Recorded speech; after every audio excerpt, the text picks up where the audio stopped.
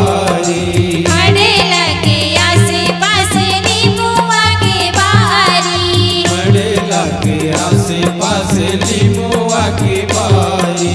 नीमुआ की बारी हो मैया नीमुआ की बारी। नीमुआ की बारी हो मैया नीमुआ की बारी। नीमुआ में नाचे देवी दाई जगत के रानी। मड़ेला में मठ बनवाए हो माँ। मड़ला में मठ बनवाए जगत के हो रानी। मड़ला में मठ बनवाए हो माँ।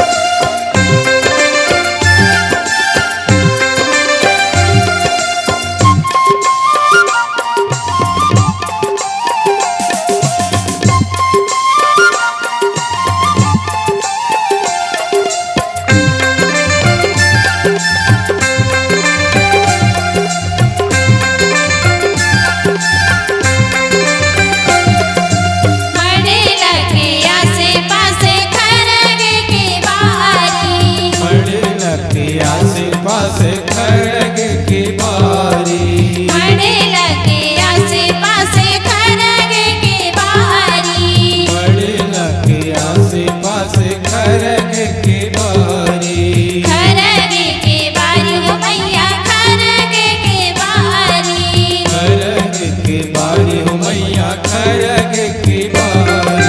खरग में नाचे देवी दाई जगत के रानी।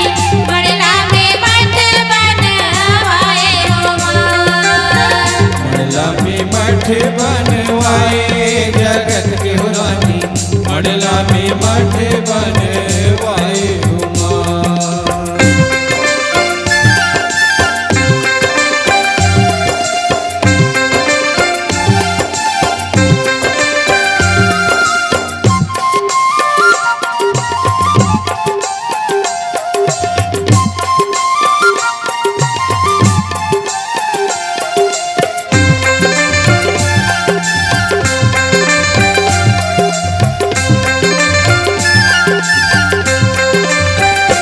मड़ेला के आसे पासु पारी की बारी।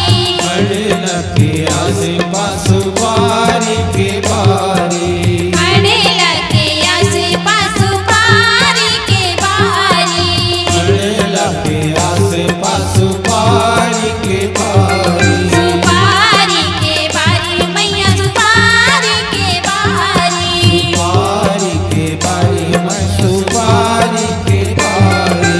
बारी में नाचे देवी दाई जगत के रानी। मड़ला में मठ बनवाए हो माँ। मड़ला में मठ बनवाए जगत के हो रानी। मड़ला में मठ बनवाए हो माँ।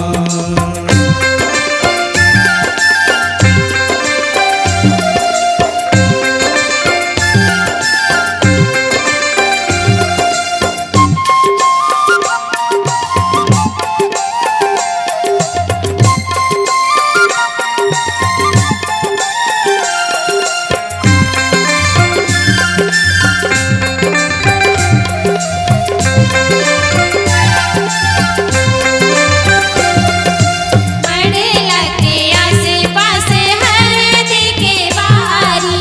मड़ला के आसे पासे हरदी की बारी। मड़ेला के आसे पासे हरदी के बारी। मड़ला के आसे पासे हरदी की बारी। हरदी के बारी हो मैया हरदी के बारी। हरदी की बारी हो मैया हरदी की बारी। हरदी में नाचे देवी दाई जगत के रानी। मड़ला में मठ बनवाए